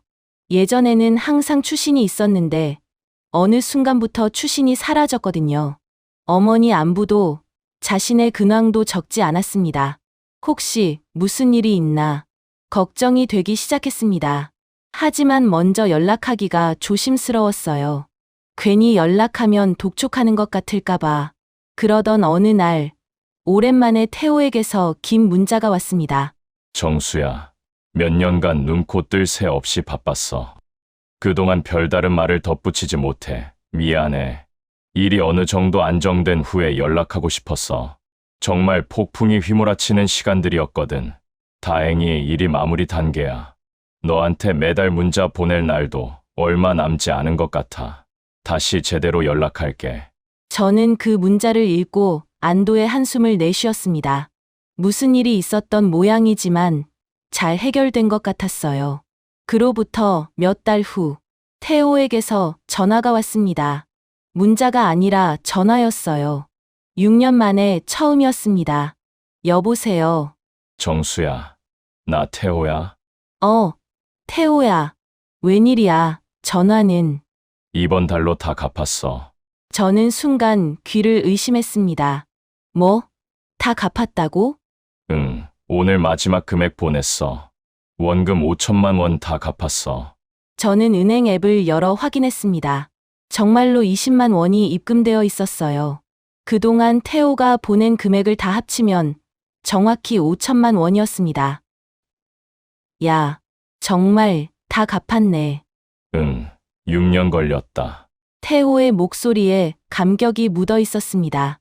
얼굴 보고 싶은데 시간 좀 내줄 수 있어. 밥 한번 사고 싶어서. 저는 웃으며 대답했습니다. 그래, 좋지. 이번 주 토요일 괜찮아. 응, 좋아. 고향에서 보자. 내가 내려갈게. 전화를 끊고 저는 한동안 멍하니 앉아 있었습니다. 6년 동안 태우는 한 달도 빠뜨리지 않고 문자를 보냈습니다. 돈을 못 보내는 달에도 꼭 상황을 설명했어요. 그리고 결국 약속을 지켰습니다. 5천만 원 전액을 갚은 거였습니다. 저는 가슴이 뜨거워지는 걸 느꼈습니다. 태호, 너 정말 대단하다. 토요일, 저는 다시 고향으로 내려갔습니다. 6년 전과 같은 버스, 같은 길, 창밖으로 스쳐 지나가는 풍경도 비슷했어요. 하지만 제 마음은 그때와 완전히 달랐습니다. 6년 전에는 불안하고 무거운 마음이었는데 지금은 설레고 기대되는 마음이었어요. 약속 장소는 6년 전과 같은 식당이었습니다. 예전에 중국집이었다가 백반집으로 바뀐 그곳. 저는 문을 열고 들어갔습니다. 태호가 역시나 먼저 와 있었어요. 6년 전과 같은 창가 자리에 앉아 바깥을 내다보고 있었습니다. 하지만 뒷모습이 달라 보였습니다. 어깨가 펴져 있었고 자세가 당당해 보였어요. 6년 전 웅크리고 앉아있던 모습과는 확연히 달랐습니다. 태호야. 태호가 돌아보았습니다. 저는 깜짝 놀랐어요. 얼굴이 완전히 달라져 있었거든요. 6년 전 쑥 들어갔던 볼이 통통하게 차올라 있었고 눈 밑그림자도 사라져 있었습니다. 무엇보다 눈빛이 살아 있었어요. 꺼져 있던 촛불에 다시 불이 켜진 것 같았습니다. 야, 얼굴 많이 좋아졌다. 제가 말하자 태호가 환하게 웃었습니다. 6년 만에 보는 진짜 웃음이었어요. 사업이 좀 자리 잡았거든. 덕분에 잠도 잘 자고 밥도 잘 먹어. 그래? 얼마나 잘 됐는데?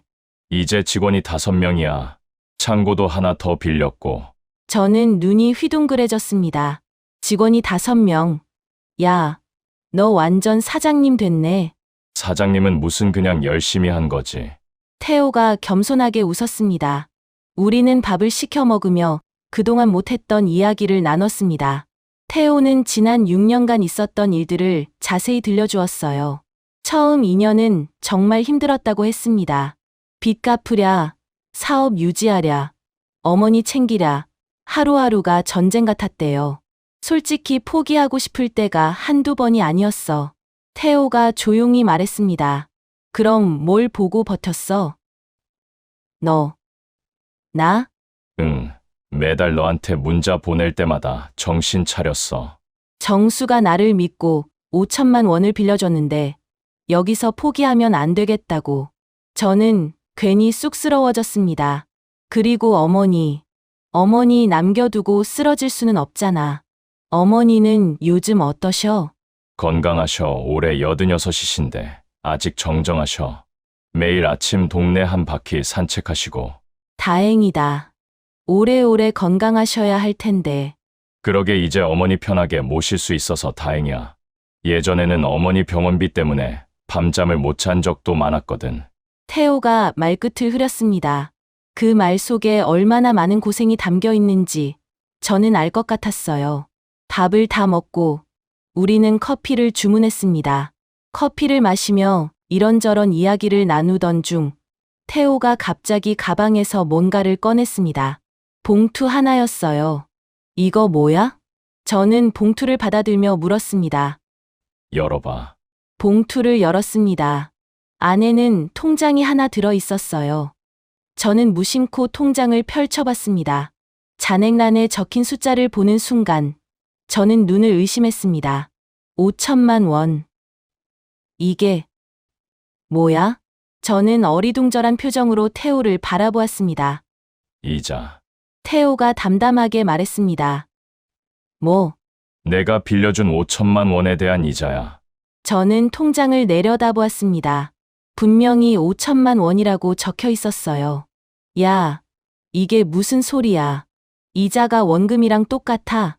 6년이잖아. 6년 동안 내 돈을 묶어뒀으니까. 그 정도는 당연한 거 아니야? 아니, 당연하긴 뭐가 당연해. 나 사채업자 아니거든. 저는 통장을 태호에게 다시 밀어주었습니다. 하지만 태호는 받지 않았어요. 정수야. 태호가 진지한 얼굴로 말했습니다. 그 돈이 내한테 있었으면 적금을 하든 투자를 하든 뭔가를 할 수 있었잖아. 그 기회를 내가 빼앗은 거야. 빼앗긴 뭘 빼앗아. 내가 빌려준 거잖아.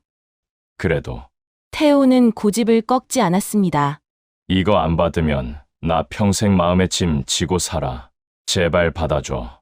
저는 한참 동안 말이 없었습니다. 5천만 원.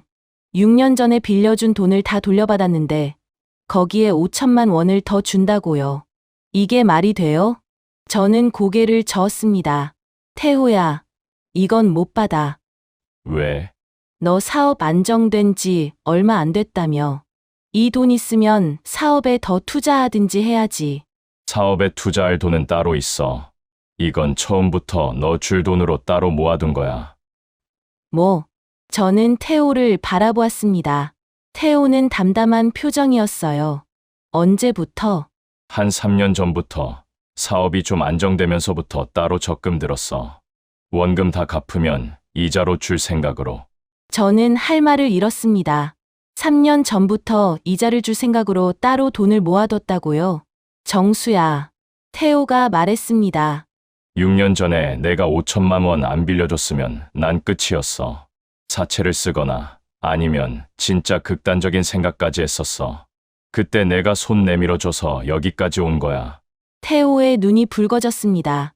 그 5천만 원이 내 인생을 살린 거야. 이건 이자가 아니라 내 인생 값이야.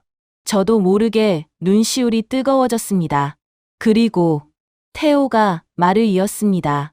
어머니 남은 여생 편하게 모실 수 있게 해준 값이기도 하고 어머니가 맨날 그래. 정순애한테 어떻게 은혜를 갚냐고. 저는 더 이상 거절할 수가 없었습니다. 알았어. 저는 결국 고개를 끄덕였습니다. 받을게.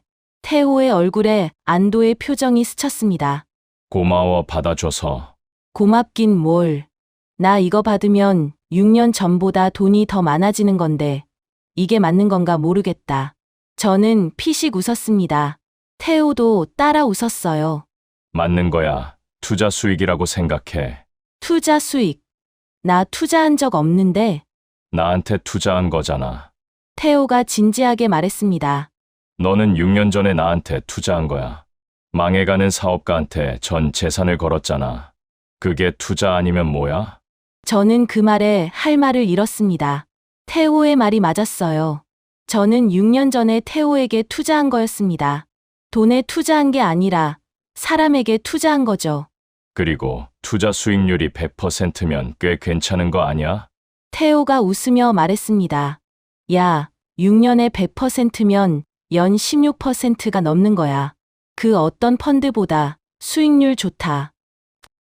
봐, 잘한 투자잖아. 우리는 마주 보며 웃었습니다.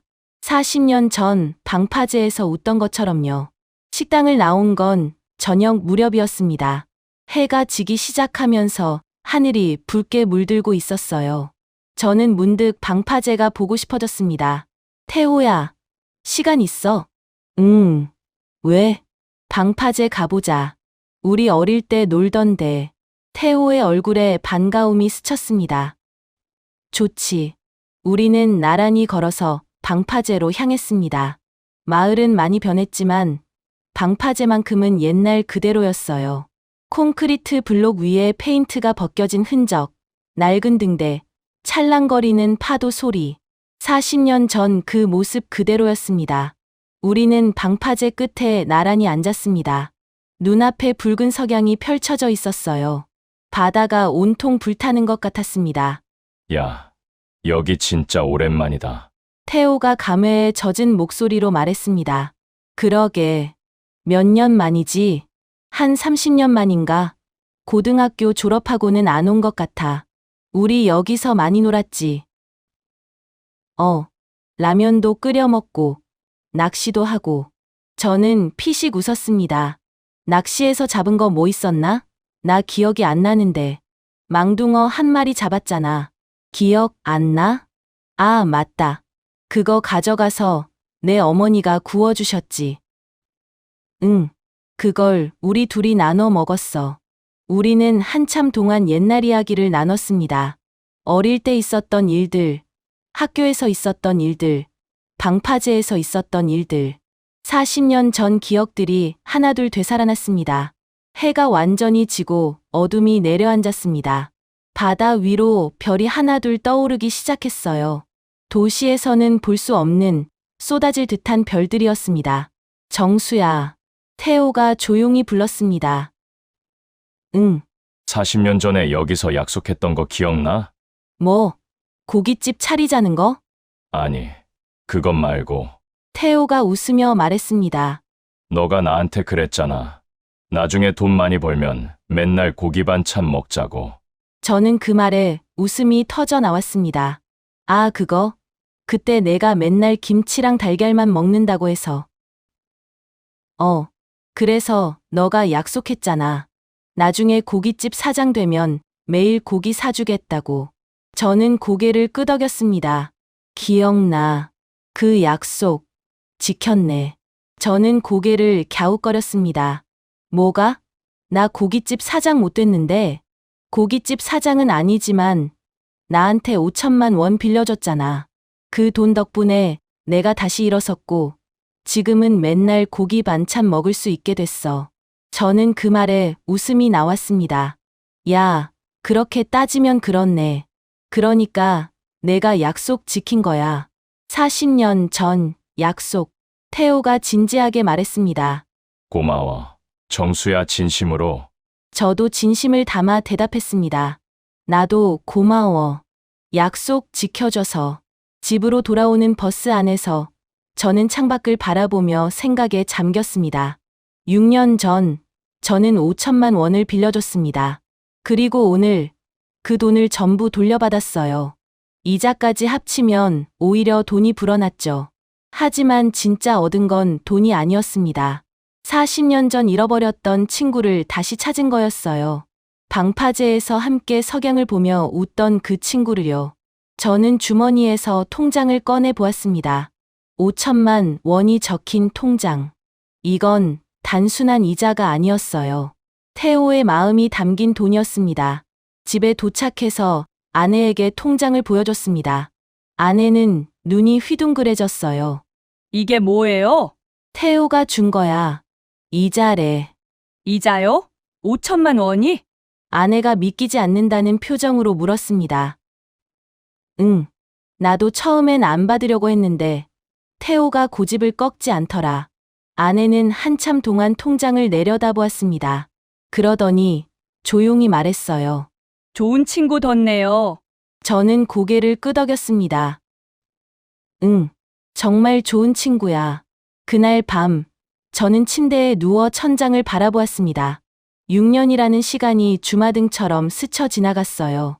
매달 오던 태호의 문자, 가끔 적혀있던 추신들, 그리고 오늘 방파제에서 나눈 이야기. 저는 눈을 감았습니다. 40년 전 방파제의 석양이 눈앞에 어른거렸어요. 11살짜리 꼬마가 건넨 새끼손가락 약속이 40년 뒤에 이렇게 돌아올 줄은요. 저는 미소를 지으며 잠이 들었습니다. 그런데 저는 그때 몰랐습니다. 인생은 늘 예상치 못한 방향으로 흘러간다는 거요. 태호에게서 돈을 돌려받고 한 달쯤 지났을 때 저는 전혀 예상하지 못한 전화를 받게 됩니다.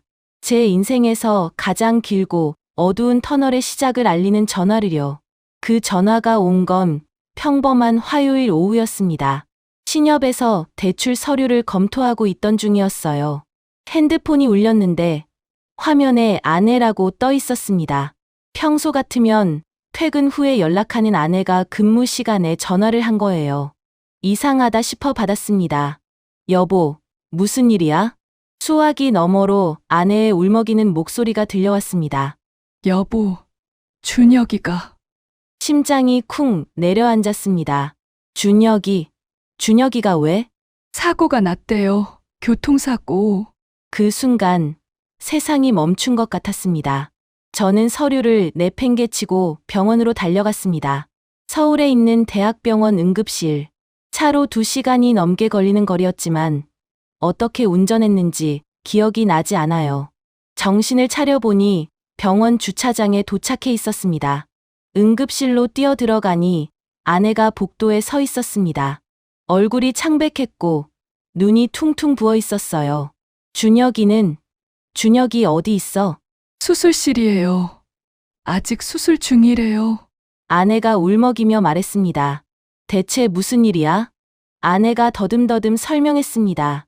준혁이가 학교에서 면접 준비 스터디를 마치고 집으로 돌아가는 길이었대요. 학교 앞 횡단보도를 건너는데 신호를 무시하고 달려온 승용차가 준혁이를 덮쳤다고 했습니다. 파란불이었대요. 준혁이는 아무 잘못도 없었어요. 의사 선생님이 뭐래요? 아직 모른대요. 수술이 끝나봐야 안다고. 저는 벽에 등을 기대고 주저앉았습니다. 다리에 힘이 풀렸어요. 준혁이. 내 아들 준혁이. 얼마 전까지 전화로 아버지, 다음 달에 면접 있어요. 잘 되면 좋겠어요. 라고 말하던 녀석이 지금 수술실에서 생사를 오가고 있다니. 수술은 6시간이나 걸렸습니다. 그 6시간 동안 저는 한 발짝도 움직이지 못했어요. 수술실 앞 복도에 앉아서 빨간 불이 꺼지기만을 기다렸습니다. 아내는 옆에서 계속 울고 있었고 저는 아내의 손을 잡고 있었습니다. 그게 제가 할 수 있는 전부였어요. 밤 10시가 넘어서야 수술실 문이 열렸습니다. 의사가 나왔어요. 표정이 무거웠습니다. 보호자분이세요? 네, 저희가 부모입니다. 아들이 어떻게 됐습니까? 의사는 잠시 망설이더니 말했습니다. 일단 고비는 넘겼습니다. 저와 아내는 동시에 안도의 한숨을 내쉬었습니다. 하지만 의사가 말을 이었습니다. 척추 손상이 심합니다. 뇌출혈도 있었고요. 수술은 성공적으로 끝났지만 후유증이 남을 가능성이 높습니다. 후유증이요? 어떤 후유증입니까? 정확한 건 회복 경과를 봐야 알겠지만 최악의 경우 하반신 마비가 올 수도 있습니다. 하반신 마비. 그 말이 머릿속에서 맴돌았습니다. 24살. 이제 막 사회에 나가려던 아들이 평생 휠체어에 앉아 살 수도 있다니. 저는 아무 말도 할 수 없었습니다. 아내는 그 자리에서 무너져 내렸어요. 의사는 담담하게 설명을 이어갔습니다. 재활 치료를 잘 받으면 회복 가능성이 있습니다. 다만 시간이 오래 걸립니다. 최소 2년은 전문 재활병원에서 치료받아야 합니다.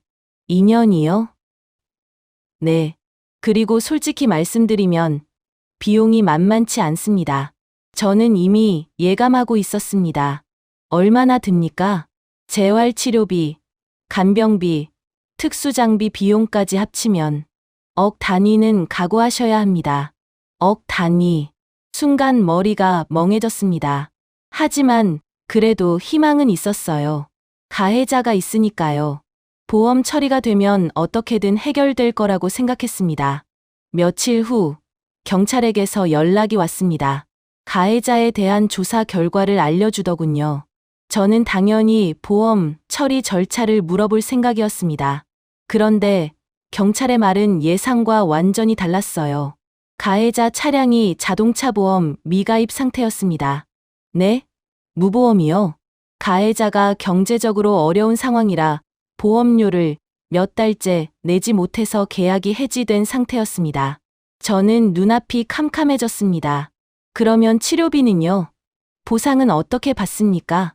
민사소송을 통해 손해배상 청구를 하셔야 하는데 경찰이 말끝을 흐렸습니다.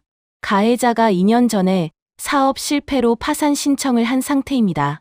현재 무직이고 재산도 없습니다. 솔직히 말씀드리면 소송을 해도 실질적으로 받으실 수 있는 돈이 거의 없을 겁니다. 그 말을 듣는 순간 저는 다리에 힘이 풀려 그 자리에 주저앉을 뻔했습니다. 가해자는 형사처벌을 받겠지만 피해 보상은 사실상 불가능하다는 거였어요. 아들은 멀쩡히 길을 걷다가 평생 장애를 안게 됐는데 보상은커녕 치료비조차 받을 수 없다니. 이게 말이 됩니까? 저는 분노했습니다. 하지만 분노할 대상이 없었어요. 가해자를 찾아가 따지고 싶었지만 이미 구속된 상태였고 찾아간다고 해서 돈이 생기는 것도 아니었습니다. 변호사를 만나봤지만 변호사도 고개를 저었어요. 솔직히 말씀드리면 없는 사람한테서는 받을 수가 없습니다. 소송 비용만 날리실 수 있어요.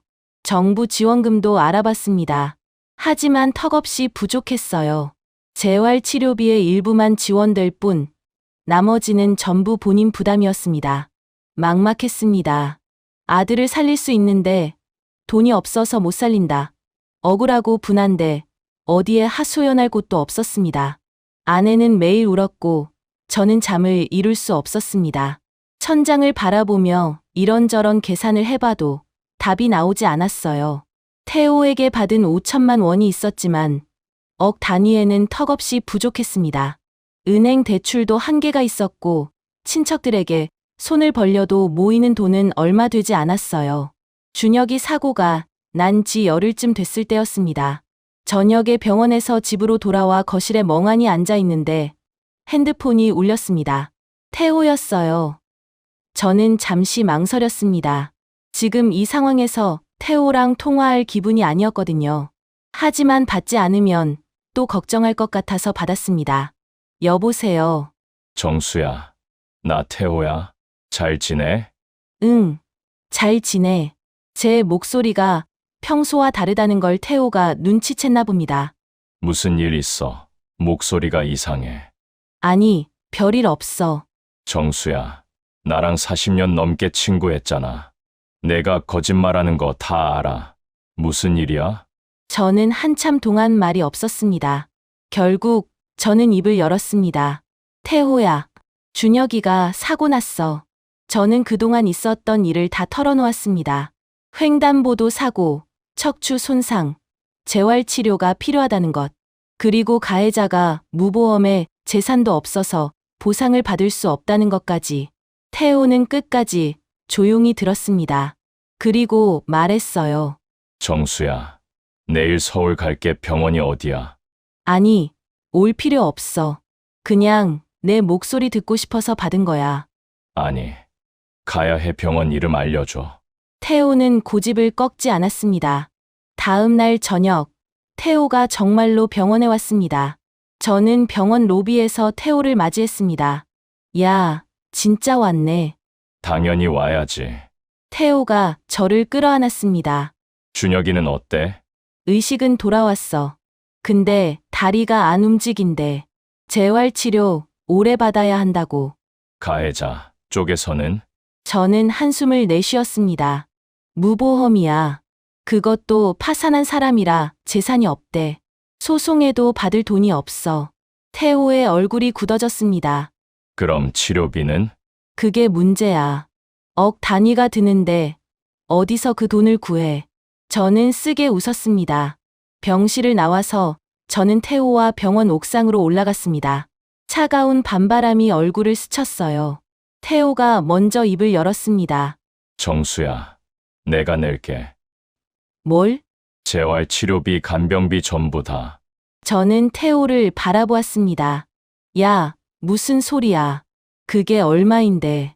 얼마든 상관없어. 안 돼. 한 달 전에 5천만 원도 받았는데 또 어떻게 받아. 태호가 제 어깨를 잡았습니다. 정수야, 이건 갚는 거야. 6년 전에 내가 나한테 해준 거. 뭘 갚아? 그건 이미 다 받았잖아. 태호가 고개를 저었습니다. 아니, 아직 못 갚았어. 내가 나한테 준 건 돈이 아니었어. 내 인생을 살려준 거였어. 그걸 어떻게 5천만 원으로 갚아. 태호의 눈시울이 붉어졌습니다. 내 아들은 내 아들이나 마찬가지야. 제발 거절하지 마. 저는 결국 태호의 제안을 받아들였습니다. 태호는 약속을 지켰습니다. 준혁이의 재활치료비, 간병비, 특수장비 비용까지 전부 부담했어요. 2년 동안 한 번도 불평 없이요. 준혁이는 전문 재활병원에서 치료를 받았습니다. 처음에는 손가락 하나 까딱하기 어려워했는데 한 달, 2달 지나면서 조금씩 나아졌어요. 1년이 지나자 휠체어에서 벗어났고 2년이 지나자 지팡이에 의지해서 걸을 수 있게 됐습니다. 의사는 기적이라고 했어요.